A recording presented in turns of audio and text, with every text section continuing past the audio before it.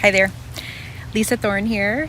Today I was going to talk about the causes of IBS, or rather the lack of what are known causes. There's a whole lot of discussion about what causes it.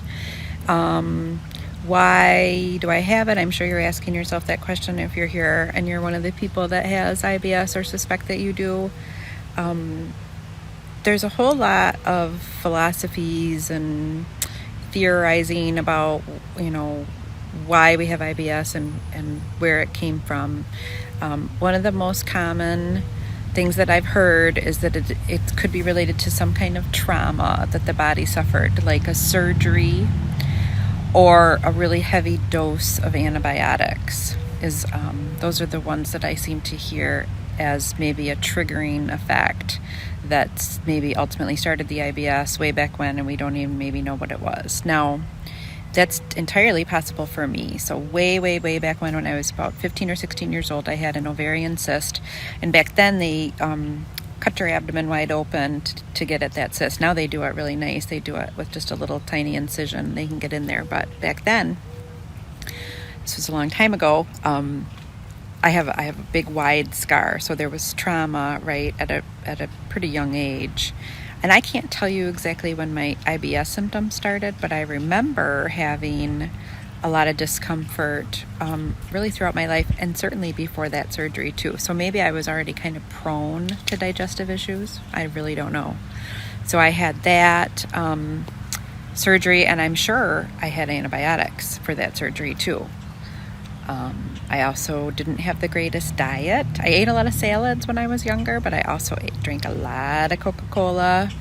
And I always had a lot of stress in my life. I always, from a very young age, through my young adulthood, through my early 20s, into my 30s, and even my 40s, I had a lot of stress. So stress can also be seen as a trigger, in the sense that some people just process their stress differently. Like, some people hold their stress up in their shoulders.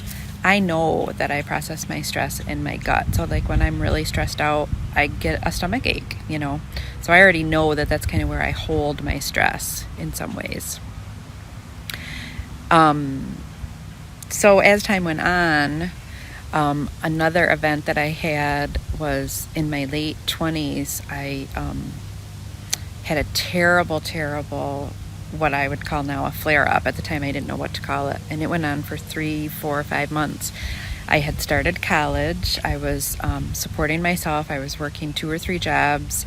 I was painting the house that I was living in exchange for rent, and I believe now that I was possibly breathing in or even ingesting a lot of the paint flakes coming off of the house, and it's totally possible that it could have been lead-based paint, So that could have been yet another reason why things with my digestive system got so bad then. I could have been taking in paint flakes, but also just the incredible amount of stress at that particular time in my life. So that is when I really know for sure that I started having true digestive issues that were of big concern to me.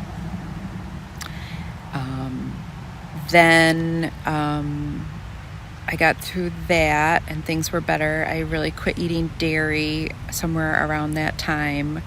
Had my daughter, and my stress was kind of up and down.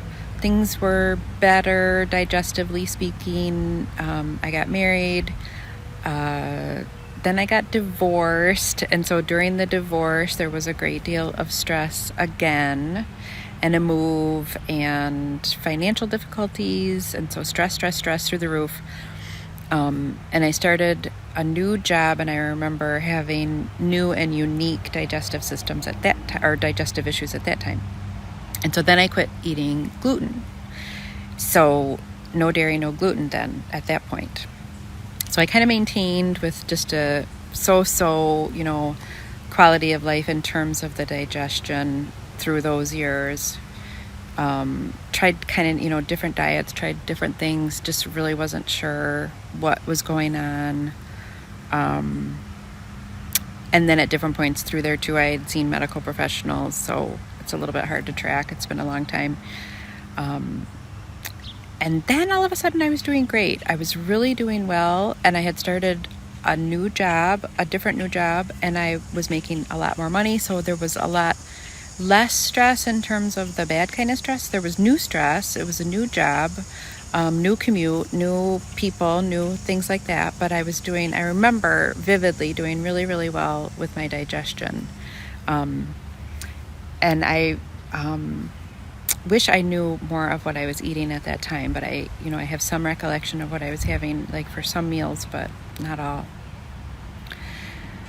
And then that summer, so I was well for 5, 6, 7 months.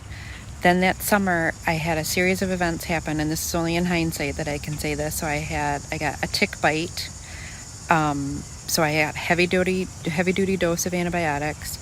I had friends and family visiting from overseas, and so there was a whole lot of celebrating going on. I was drinking more alcohol, which is not good for your gut, by the way, and cheating. I wasn't eating gluten-free all the time. I wasn't eating dairy-free all the time. I remember we were going to fairs in the summer, and so I was eating that fair food, like greasy fried stuff, which was totally not usual for me at all. And that alone could have been a big trigger. It's also possible there was some kind of weird bacteria or parasite in their fair food.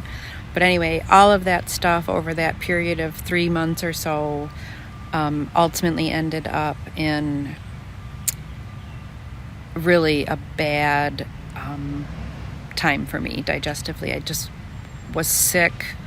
I wasn't doing well. I couldn't seem to get any kind of normal bowel habits, any kind of regularity. It was just really uncomfortable, and that went on and on and on, even though I went back to limiting alcohol, eating gluten-free, eating dairy-free, eating well, etc., until finally I tried something more radical. And this was right on the cusp of me understanding more about the different kinds of fiber. But what I didn't understand is that how little of the soluble fiber I had been taking in, and also how little I needed. So I actually ended up taking a supplement of fiber that I took way too much too soon. And I thought, right away I knew I didn't feel good. Like my body was telling me this is not okay. But I didn't listen. And this was in February of that year. And I just thought, oh, my body will get used to it. And so for a week straight, I took this supplement, but I was taking, think of the difference between if you were supposed to take a 1/4 teaspoon once a day, and I was taking like 2 tablespoons worth. So I just totally overdid it. And I think I really did some damage. I really hurt my my insides, and I didn't listen. I didn't listen to my gut. So that's huge. But again, that was the flare that ended up being such a blessing, because I just really figured things out at that point, and I really sat down and decided I wasn't going to take supplements, and I wasn't going to take medications, and I wasn't going to worry too much about a diagnosis. I just decided that it didn't matter what caused it. And I knew at that point that particular flare had to do with me overdoing it. It was my own fault, But the point was, I just was determined to get well. I was just determined to turn around my life and stop living that way. Because at that point, it had been 3 years since that summer when I had the tick bite and the fun with my friends and family visiting, and to only get worse after 3 years of just barely doing well. I just was like, enough. So the point is that it doesn't really matter so much what causes it. Obviously, if you're taking a supplement and you've done harm, that's one thing.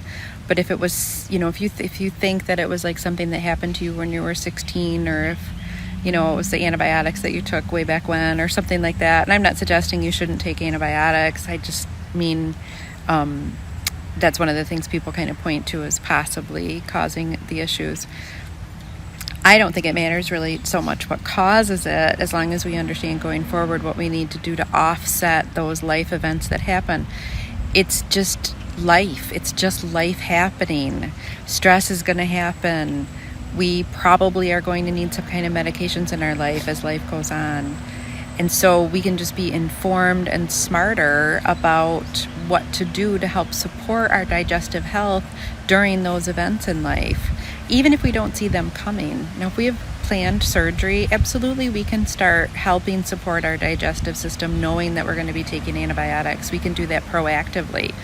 But let's say something else occurs and all of a sudden there's very high stress, or even if there's trauma, such as maybe like a broken bone or something. So you might have had trauma, stress, trying to live life in a cast, learning how to walk, with crutches or something like that, and antibiotics. So we can still go, okay, all this stuff is probably going to have some kind of an impact on my gut. I better take some measures to support my digestive health.